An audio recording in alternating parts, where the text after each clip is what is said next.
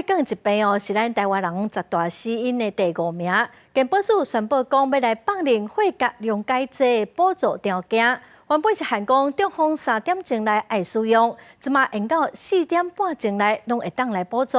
伊个一档会来增加1600个人受惠，10月初1开始实施。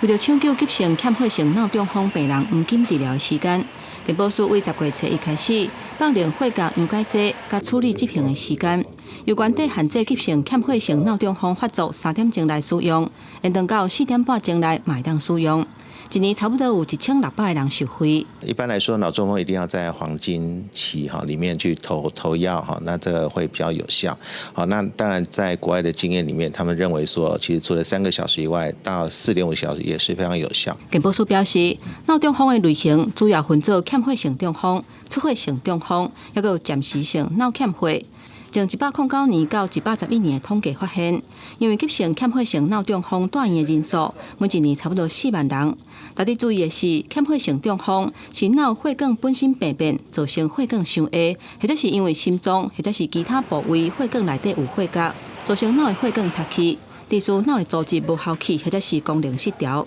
医师讲，若是伫咧脑中风的初期，量早介入治疗，会当大幅度改善复原的情形。我们抢时间，哪怕是在3到4.5小时，如果这个药品一支大概1万啊，最多2瓶2万不到或2-3万，本来是自费，然后健保来支付的话，可以减轻病人跟家属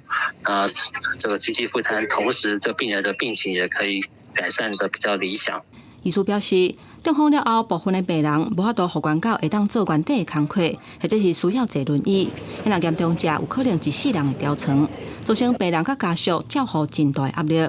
即马健保放零血钾溶解剂给付了后，会当降低死亡率甲适应的程度，嘛会当促进患者复原的情形。